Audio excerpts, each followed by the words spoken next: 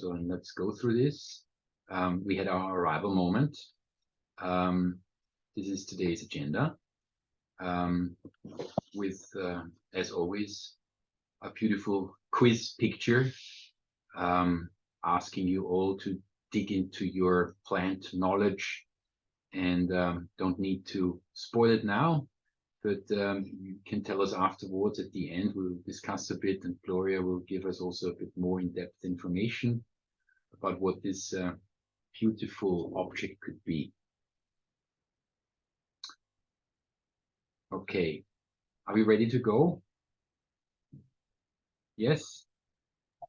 Yeah. Let's move forward. So I'm recapping today a bit what this project is all about now, and it makes always sense to have a big picture. We have defined several problems. So Patrick is now coming. I'll let him just join.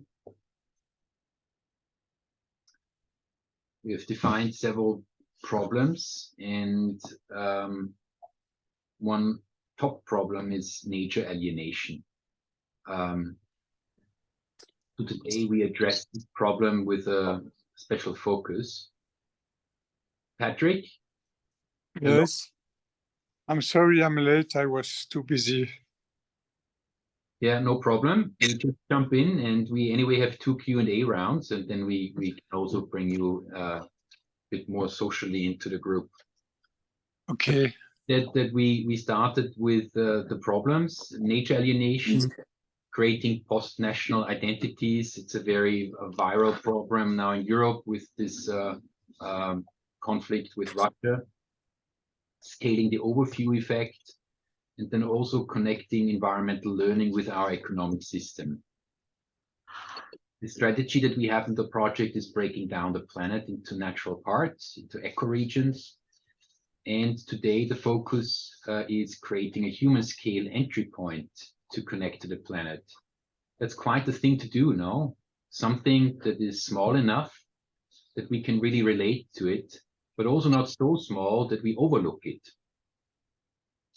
And then third part of the strategy is being rewarded for growing your knowledge about nature. People need to be motivated.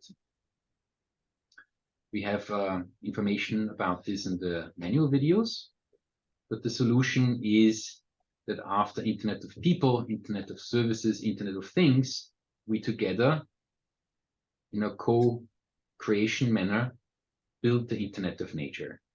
And here you see already the tree as a pillar of this Internet of Nature. And why trees? It's because they are a keystone species, and they are big enough usually that we don't overlook them. And there are many other reasons why trees are important. So the bottom line is that we as a human being, at least we live on the land, we are a tree-dependent species. So we need to protect trees in the first step in order to protect also other life forms, including ourselves. So the tool that we are building is this little web app. Most of you know it already, and I see you signed up, so you know it also meanwhile. And today we introduce actually a sort of a new application. You know this slide probably already. So with the app, you can map natural features, old trees. You can talk about them. You can protect them. And what is coming now is you can collect them and you can learn about them. Who are the target users of this application? It's basically everybody who wants to be a guardian of the planet. So it could be a child, it could be a mother, it could be a professional educator who wants to take stewardship over a commons, over a defined space. And we have thought about gamification, because the application that you will see today might sound boring for some people, So it needs to be fun, no? Why should people be motivated to use it? Why are people motivated to use Duolingo to learn languages? Why should people be motivated to use the Green Steps ARC to map trees? So what we already have is badges. And you get the first badge if you observe and collect 100 BFGs, 100 big friendly giants. In St. Pölten, we have currently more than 300. So it takes a while until you have really visited 100 trees in nature. When you have observed 200 and mapped 20 new trees, you get the next badge. When you have observed 500 and mapped 50, you get level 3 badge. And when you have observed 1000 and mapped 100, then you get the level 4 badge. That's already quite some work to do. You probably need to move out of your own municipality. On top of this new gamification, we have the impact points that you already know from your profile. And we have the leaderboard that you also probably already know. So it is already a bit more playful than in the past. So this is an outlook on what we are working on, and what Valentin also briefly mentioned. We want to make it really fun for kids. So I've been observing quite a bit what children do between age, I would say 8 and 12. A lot of them still collect the same cards that I collected in 1986 when there was a world championship. And football players look like this. No? So this was a benchmarking for us. And you see here is the club logo. Then where does this player play? In which league do they play? Which power do they have in defense and in attack? And children suck this knowledge up. It's unbelievable. They're like sponges. It's useless knowledge, but they suck it up very fast. So our idea is to use this concept and apply it for the ARC, for nature learning.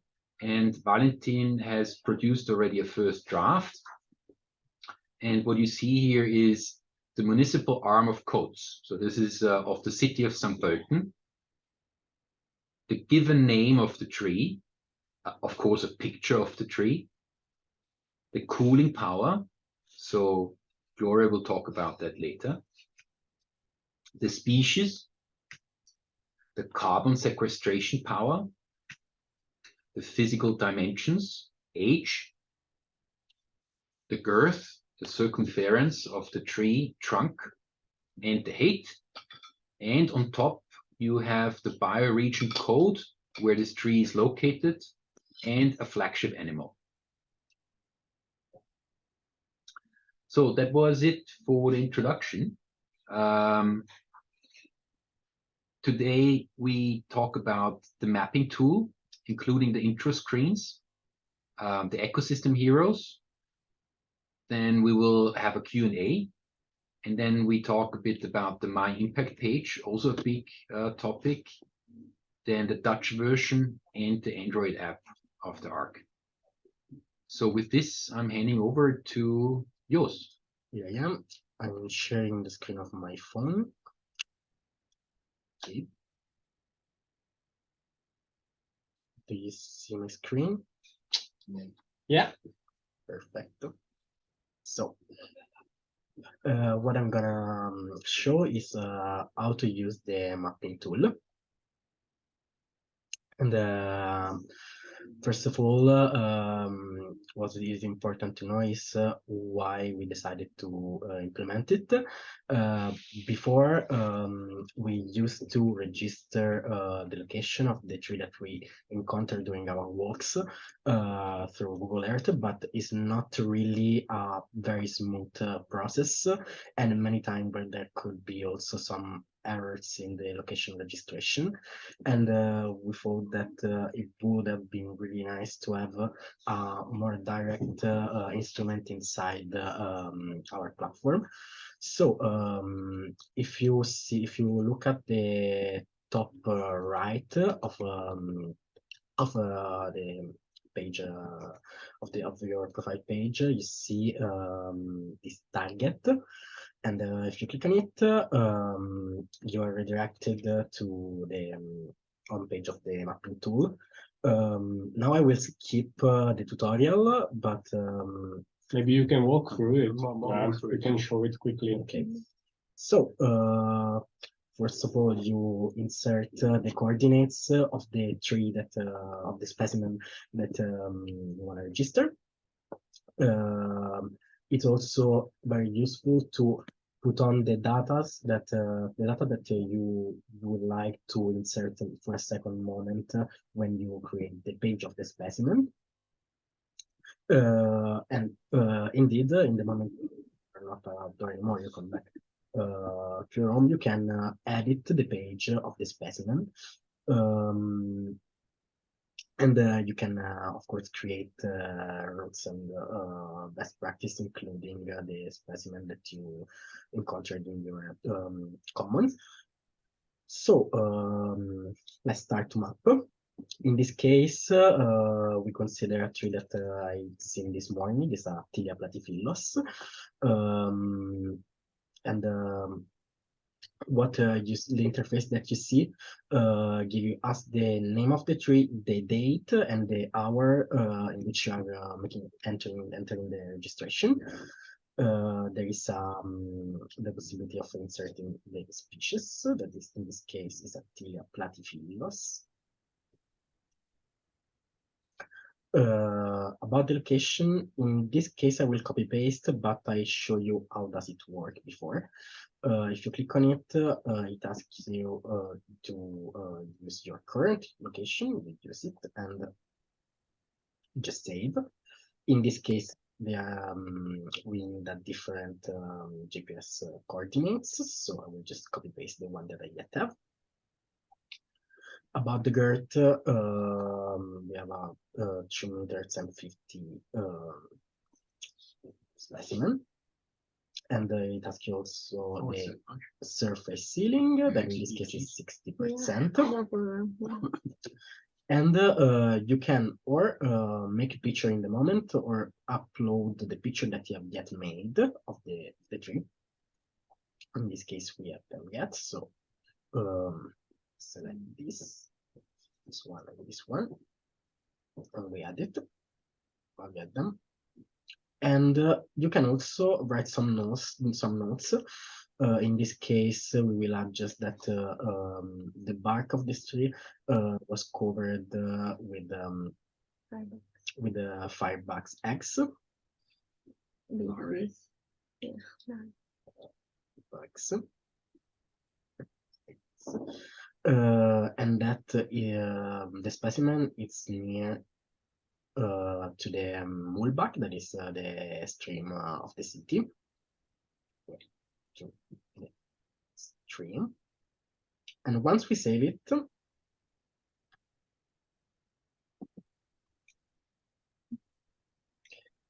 Pictures uploading. oh, sorry. So beautiful. Yeah. Yeah, we should mention that we have a delay today with the Hong Kong server, so everything is a bit slower. It's an infrastructure issue that we cannot influence. Maybe what I can do, given that I have other examples of draft, is open a new page. What you will see is this interface with your mappings. And as an example, this is the tree that I registered this morning, and you can see that everything is saved as a draft. And if you go to the specimen page, you find it as a draft, and you can edit it. And about the next feature that we're gonna introduce, this is the carbon store, the CO2 cooling power, the cooling power and the CO2 storage services. And I pass it to Gloria for this one. Okay, so I'm gonna switch to my screen, and this time we're gonna look into. Maybe- Oh, Maybe I'm just interjecting here. You need to think about this. The mapping tool is only on the mobile phone, so it is to be used outdoors. You can run around with your phone, map trees very quickly, take pictures, take down the most important measurements, and then you go back home and on the desktop, you can then complete your new entries. And Gloria is going to explain a specific feature of the entries. Yeah, exactly. So now I'm on my laptop, of course, not the mobile anymore. This is an entry that was already made like time ago. It's actually, yes, and like last January. But what we have new now, it's so for 4 species, which are exactly, one is the horse chestnut, but then we also have for London plane, for robinia, and small leaf lime. We have already the calculation exactly for calculating the cooling power and the carbon storage. Now you see both like these with really weird numbers on top, but I think if you open up the context help, this is going to explain you everything you need to know. So what we use for cooling, actually for a big tree, you could calculate cooling both by shading, but also by transpiration. By shading is in a way easier because you need to calculate just like the area that is below the crown.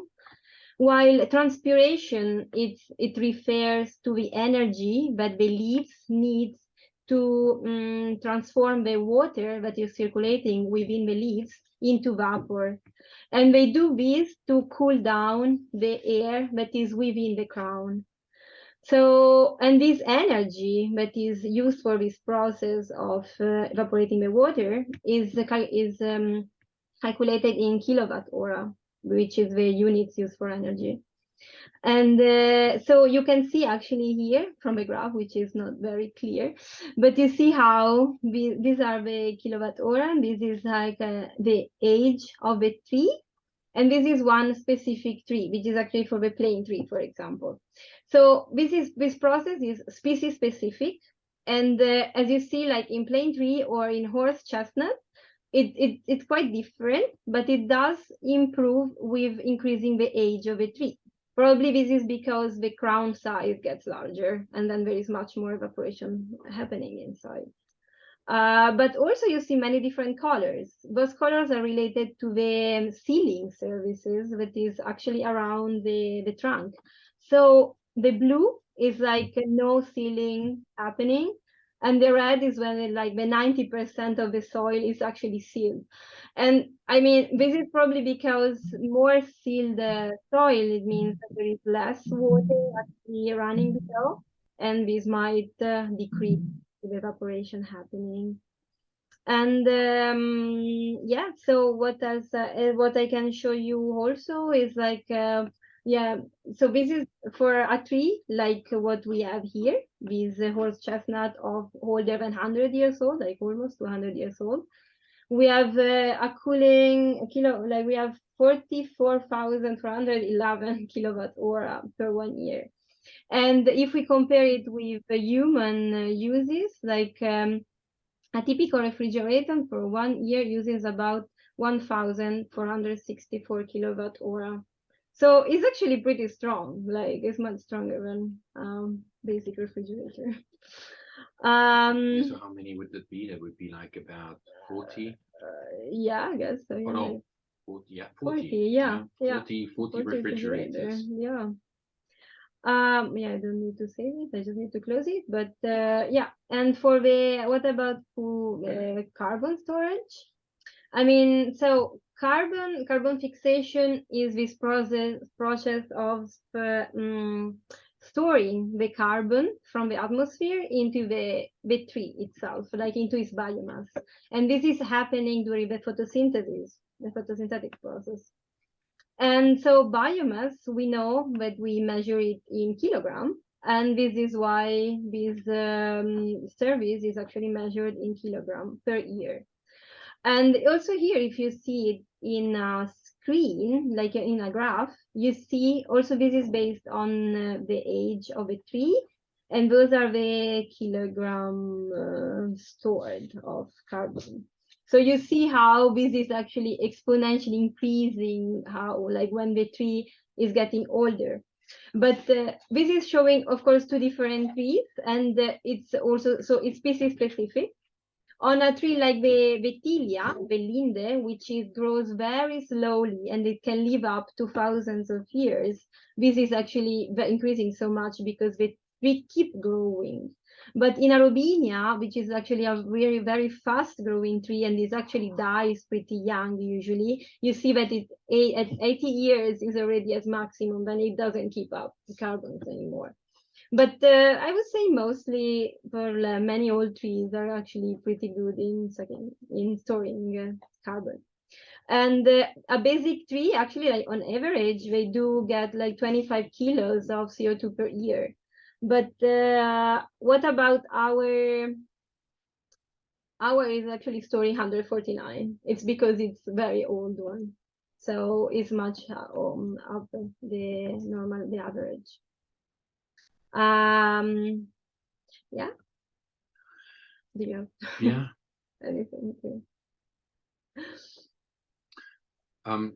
So then I'm going to take the word back. Yeah. That was the first part of the presentation related to mapping trees, visualizing their ecosystem services, and making them in an accessible way climate heroes for children and the average population. So this is really about science communication. And we said that we want to have a quick break here and open the floor for questions, a Q&A, before we move on with the second part of the call. So if you have any questions, then please ask now. Any thoughts? All right, I go with the first one. I see a nice icon about biodiversity index also. What do you have in mind there? So that was in our mind, but I don't think at the end we will ever really get numbers, because it's like to get like specific number for every specimen, it would be impossible, because it means that we should be surrounding the trees and counting the insects on it, which is pretty difficult. And we thought about doing it only for the species. So like generally, what are the study about this species, or how much biodiversity can go on it? But I don't know if we might. It's still difficult to really get good studies on these. Like maybe they are more based on birds, some are more based on insects, some are more based on mosses, some on lichens. Like how do you define biodiversity? It's very difficult, and there are so little studies on the starting point. The starting point that was also that we realized that large old trees are biodiversity hotspots, not only in a city, but also in a forest. The older the tree, the larger the tree, usually the more biodiversity there is. So we wanted to start with a couple of ecosystem services that can be nicely visualized. But when we talked to the scientists at TU Munich, they told us it's basically impossible to really have somehow accurate data about the biodiversity of trees. So this is where we are stuck, and we are working. Maybe it just needs other groups of scientists or more science collaboration to get this going. So there are many more ecosystem services that could be visualized step by step. We have two now. The biodiversity index we probably need to remove. Yeah. Yeah, we were thinking of a carbon storage based on the full life of a tree also can be shown. So our initial approach was also that basically the one who maps the trees reads up and then gives a rating. So make it not really scientific, but more on a personal judgment, on a scaling question from 0 to 10, because you can read a lot about biodiversity if you compare whatever arbor vitae with a common oak. The oak has a lot of biodiversity. Arbor vitae has almost none, or very little. So you could also do it in a different way, but the scientists in Munich, they pushed us quite towards being rather scientific. And so we probably go with that for the time being.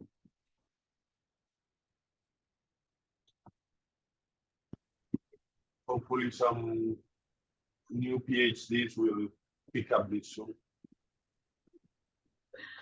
Yeah, they said it depends on so many factors, that there was basically, they said it's very difficult. I am. Let's see what we can do in this aspect. Yeah, I mean, all this also needs to translate somehow in a cool superpower, you know?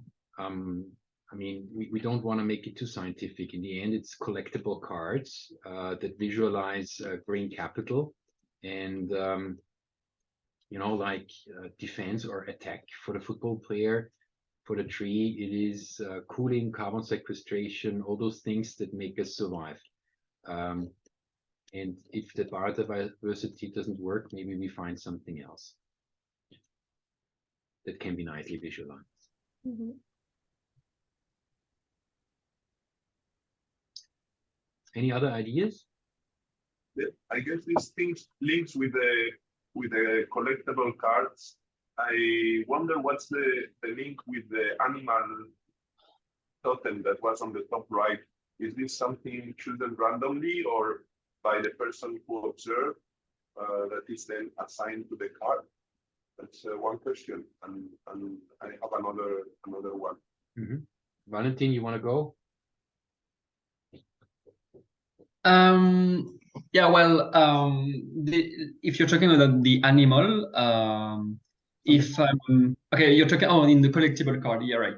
Okay, you might be talking about the flagship species. Basically, in every bioregion, in every ecoregion, you have like certain species that do not exist in other ecoregions and bioregions. There are some that cover huge parts of the world. We all know the hoopoe, for instance, but there are some that are more specific. And I believe it's important, you know, for the same as for football players, or the same as everyone, as every aspect, to have some kind of a logo, an emblem, a symbol to which everybody can refer to and can, you know, can be related to, and can start to like, hey, we belong to somehow, like we belong to this to this ecoregion, so somehow we are under this emblem. And for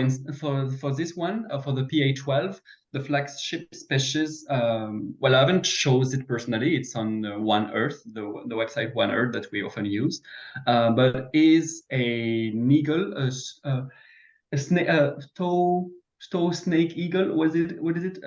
It has a specific name. Maybe Gloria remembers it.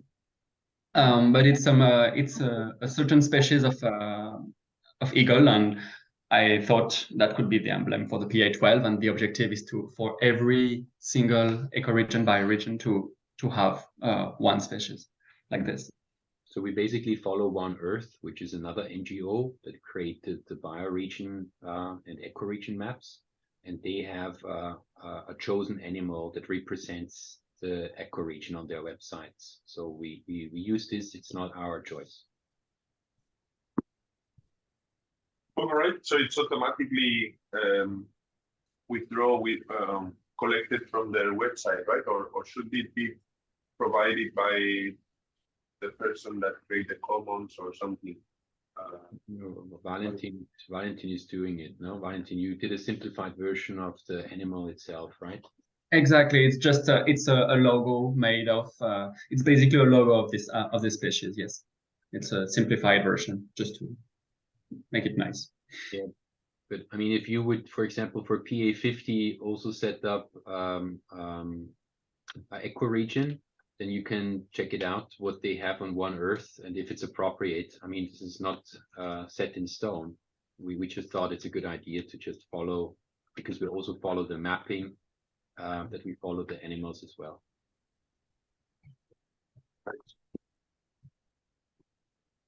I don't know which is the one for Shanghai. To check. It seems to be the Yangtze alligator. It's a badass one. That's nice. Huh? Wow. Let me send it on the group here. Oh, Okay. Yeah. But that's really nice. And of course, I mean, animals are important, so we can identify with them, especially children, much easier now.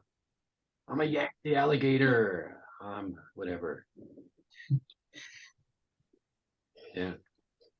Okay. Okay. Any other question? Otherwise, I have a last question. All your floor. Seems. I understood there is two steps. One is on the field with the phone, the other is on the laptop. And I did not understand well, what are the features that are set on the laptop that are not available on the phone? Is it really necessary to go back to the laptop to complete some part? And which one is it? Is this one? Maybe I take it. Mm-hmm. Yeah, you can do it also on the phone. It's the same. That's actually just a kind of recommendation from us. But the idea is that when you are outdoors, you only really collect the data that are to be collected there for measuring and observing. And then after you finish in this mapping tool and you save it, you find it in your drafts in the commons where you are. Yeah. And then you can pick it up from there. And this you can do both on the phone and on a computer. So that's the idea. Well, we actually just say when you're back home, we don't even say that you need to do it on the laptop. But it's kind of more space. But it is really based on our experience now for the last 2 years or so, that you go outdoors, you use a mobile phone, whatever kind of application, whether it's Google Earth, and you take basic notes. We did it in a notebook. And then when you're back home in the office or anywhere, you put them really into the entry.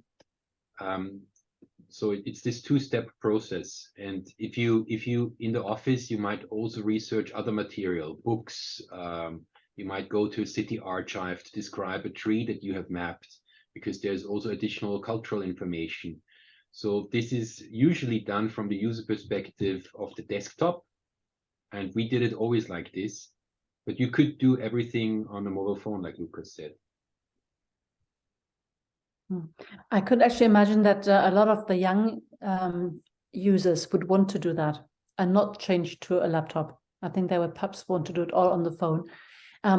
My question related to this topic is, how much would a user then actually be doing once they've measured the taken the measurements out, once they've been out? Then how much of that information that they have, and they put it in through the via the mapping tool, is then like the carbon sequestration, is that calculated automatically, or do they have to go? It is, yeah. So you put in the 2 or 3 measuring points, and then automatically you get those. I see. Okay. That's the idea, yeah. So we basically help to calculate. Yeah. So Okay. that's why in the past, basically, we didn't collect the surface sealing, the soil sealing, but this is a variable that is necessary for the calculations, because apparently it plays a very big role in the result. So that's why we added it, and then the rest is automatic. Yeah, so for the ecosystem services, actually, you cannot enter anything at this moment, at this stage. This is all automatically calculated. Also, And how many? So that means then you have a database with all that information. How many species entries with that information do you have currently? yes, 4. 4. Easy. Yeah. 4 very common species that are, well, common in Central Europe, and they make up 6% of all trees. So it's a very powerful 4 species for here. But this is also why we would like to collaborate with other research organizations that have actually local information. The interesting part here is, from the discussion with TU Munich, that they have already started to go into other temperate zones. So they have academic exchanges with Australian scientists, and they applied their formulas from Central Europe with the climate zones in Australia that are also moderate, temperate climate zones. They also do this in the United States, and interestingly also in Shanghai. So because in Shanghai the plane tree is very common, and the plane tree is also very common here, they apply part of the formulas. But what we are of course now interested is more species, and also in terms of science, a decentralized collaboration with other scientists that can provide those formulas, so that the average user has an easy access to the data.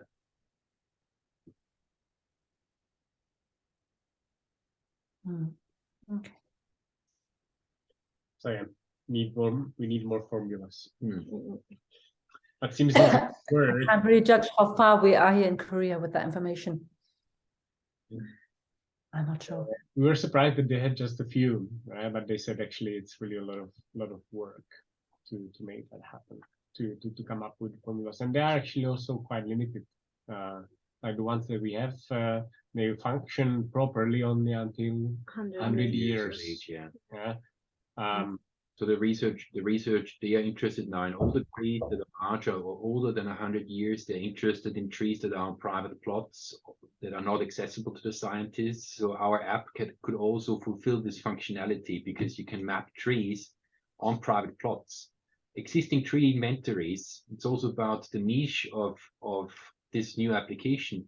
Existing tree inventories are usually only for public trees, and they are proprietary. So it means it's a closed system that is used by parts of the city administration.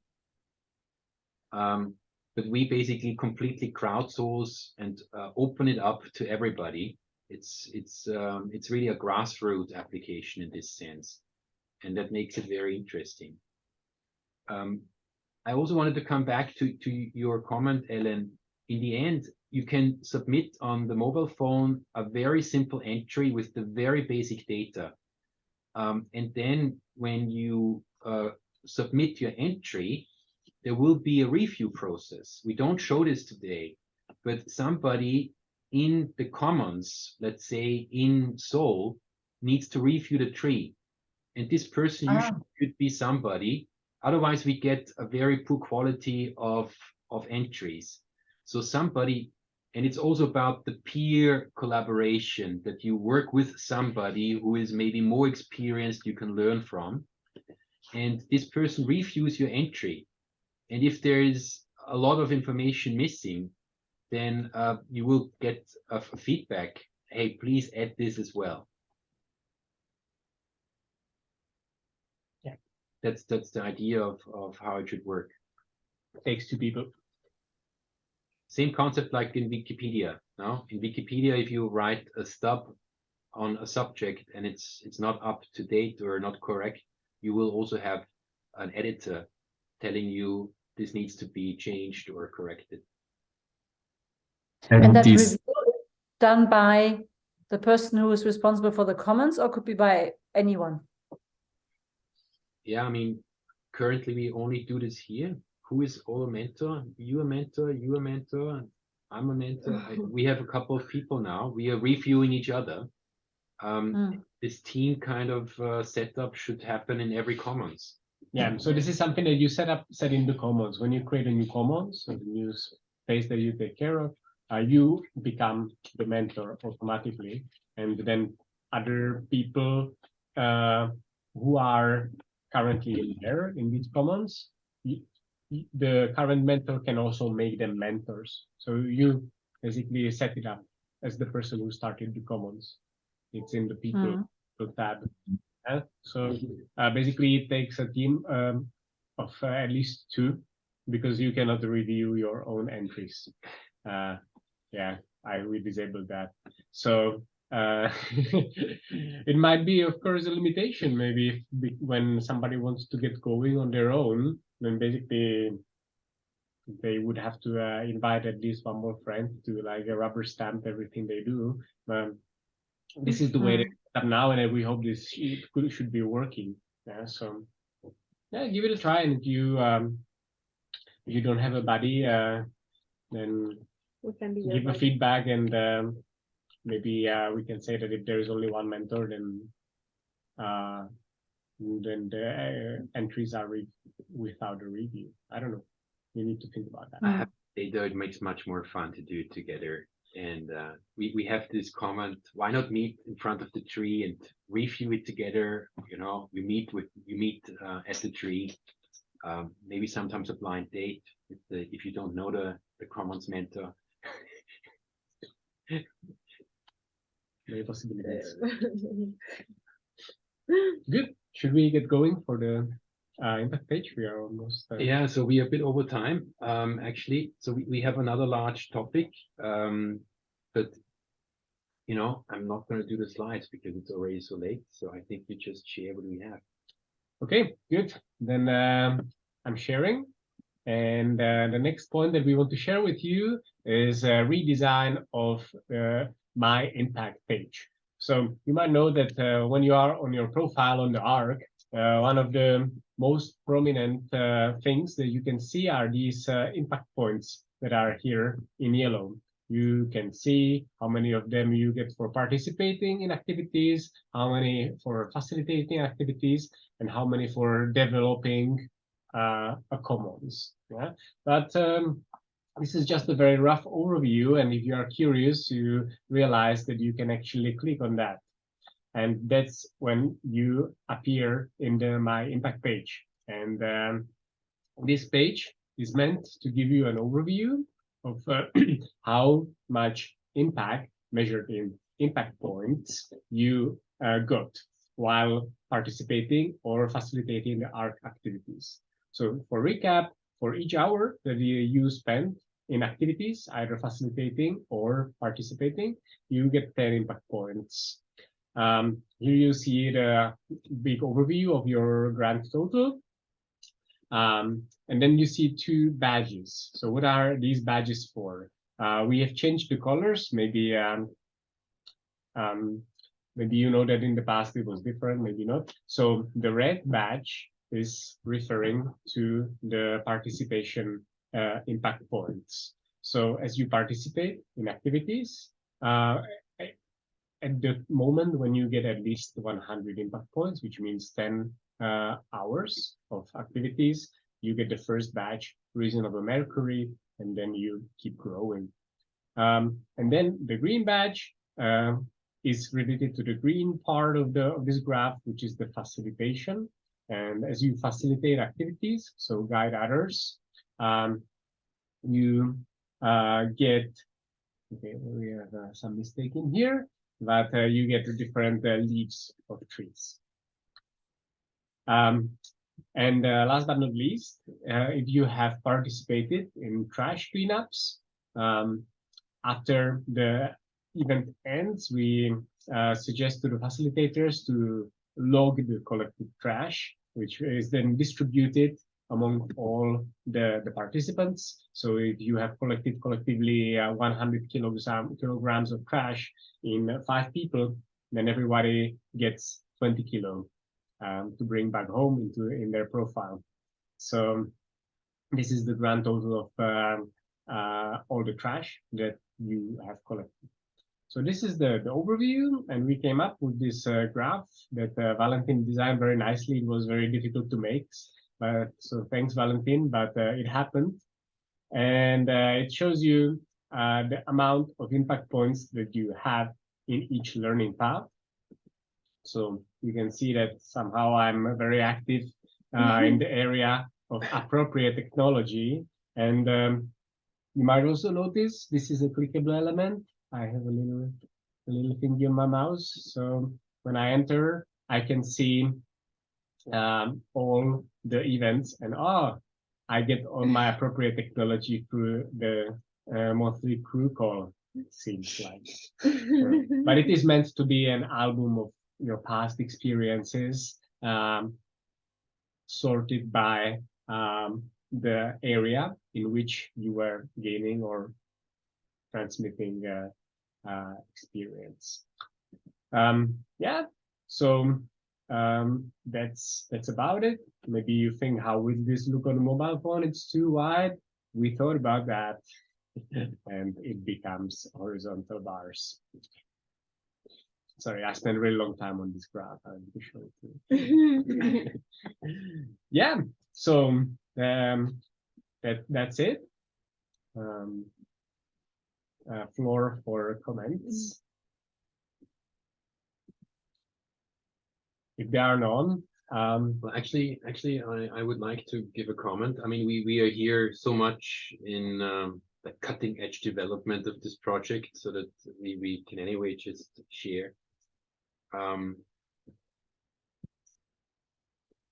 This is not set in stone, it's a version 2, and we would really like to invite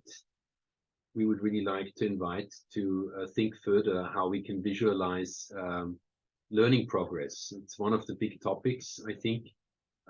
Worldwide, we use the PISA studies and other very competitive assessments that really define our education systems, and we need to think about something different. So the way we measure and visualize learning progress in future has a tremendous value. And this is just one sketch that we have now, but I think there will be other iterations on this. So if you have ideas, share please with us. good. So let the questions ferment, and meanwhile, I will show you the next thing that we wanted to mention, and I think that's a new language version. So thanks to Lila, who's joined us for a few months, we now have a Dutch version. Yes. 1 month. 1 month. Yeah. So we are all set for Dutch Ausgebrieft. for Dutch Really, Dutch actually. users. It's a nice feat of translating around 1,000 lines of text. So thanks, thanks Lila. And yeah, last but not least, we've been thinking how to make it easier for newcomers to use the ARK on their phone. People more and more think in apps and not in websites. And that's why we created a mobile app out of the ARK. And so far it is only available on Google Play. We will work also on the iOS version. So I will send the link in the call if you want to give it a try, and definitely please leave a feedback, because right now it is a bit difficult to find. There are many other projects that are called ARK, so we need to work on the SEO in here. But otherwise, it runs just like it would run in the browser, but without the browser bars. So it's a packaged progressive web app. It means that as soon as we make some update on the ARK, it will automatically be updated in your app as well, because it's loaded from the internet. Good. So that's it from my side. Good.